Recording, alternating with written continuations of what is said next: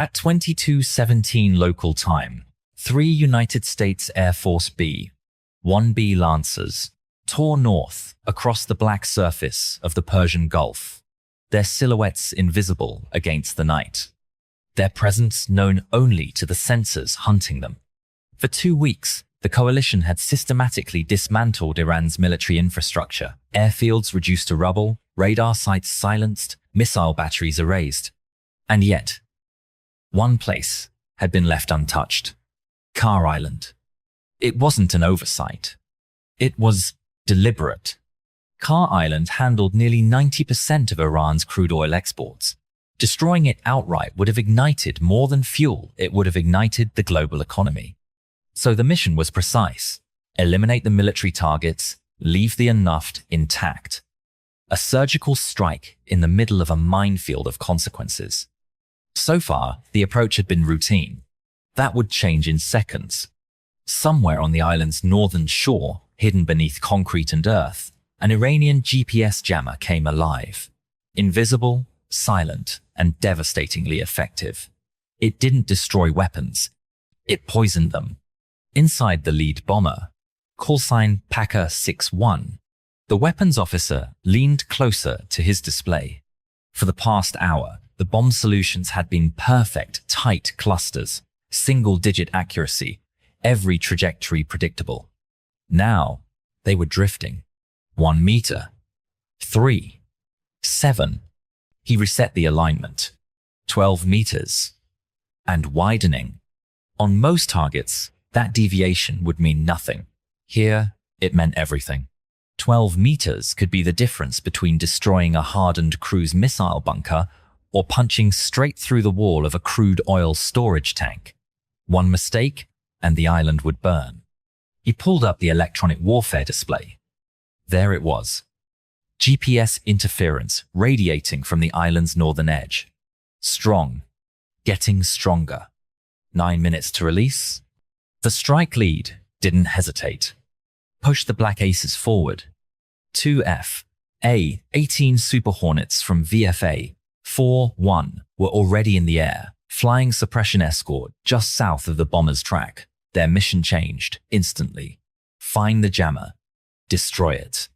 Now, the lead Hornet rolled in, releasing a GBU-39 small diameter bomb, a 250-pound precision weapon designed for surgical strikes. It guided perfectly and missed by 15 meters. The jammer was corrupting the very weapon sent to destroy it. He came around again, this time dropping lower, descending through 12,000 feet. At this altitude, he could abandon GPS entirely and rely on laser designation. The targeting pod locked on. The laser painted the structure. Direct hit. The building collapsed inward, concrete folding like paper. The jamming signal dropped, then continued. The source wasn't in the building. It was underneath. A hardened underground chamber. Untouched. He needed a penetrator. He didn't have one. And now, the clock was still ticking. Back in the strike package, the situation deteriorated further. A voice cut across the radio, sharp and urgent. Search radar bearing 345. PRF matches Kavos. They see us. On the threat display, the signal resolved into something familiar and dangerous. The Kavos search radar, part of Iran's domestically built Mersad surface-to-air missile system. A hybrid creation, half-legacy American Hawk missile technology, half-improvised engineering under sanctions. Not the most advanced system in the world, but lethal enough. 30 seconds later, the fire control radar came alive. They weren't just being watched anymore. They were being targeted. 40 miles to the west, an EA-18G Growler reacted instantly. Its ALQ-249 jamming pod flooded the radar frequencies with electronic noise, overwhelming the enemy's display, collapsing the targeting solution. For a moment, it worked.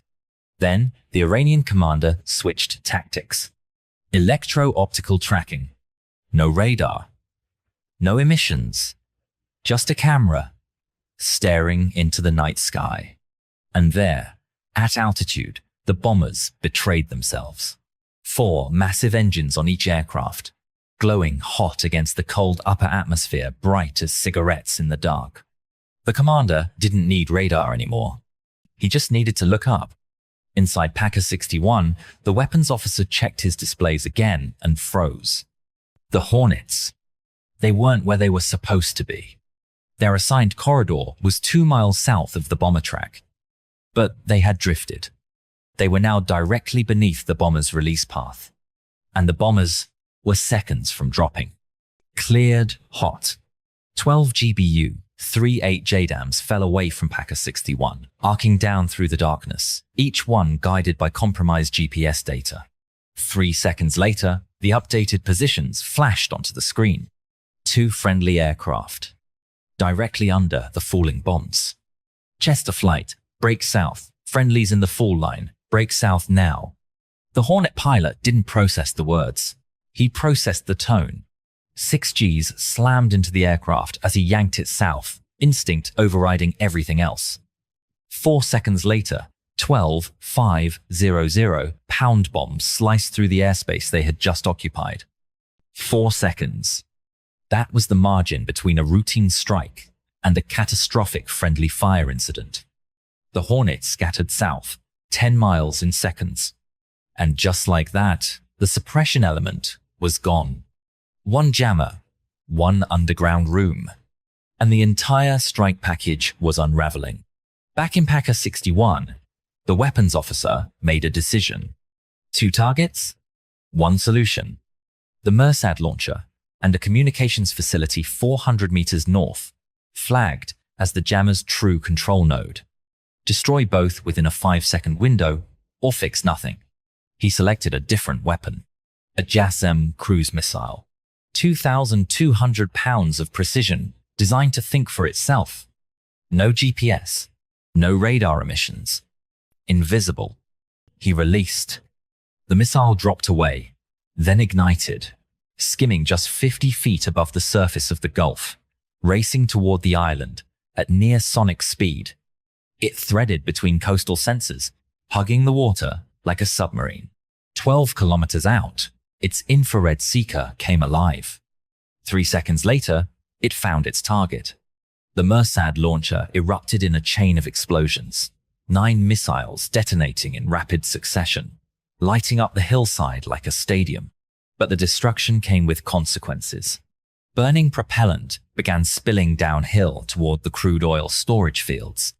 If it reached the containment berm, the entire island would ignite.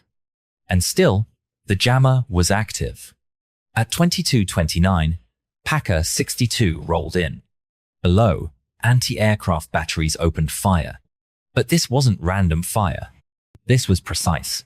The Iranian commander, seconds before his system was destroyed, had transmitted targeting data, 6 minutes of optical tracking compressed into a single burst, sent to every gun on the island.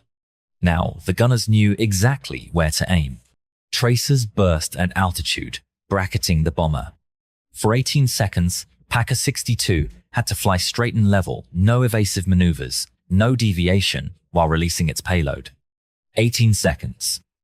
Through accurate anti-aircraft fire, bombs dropped one after another as explosions shook the airframe.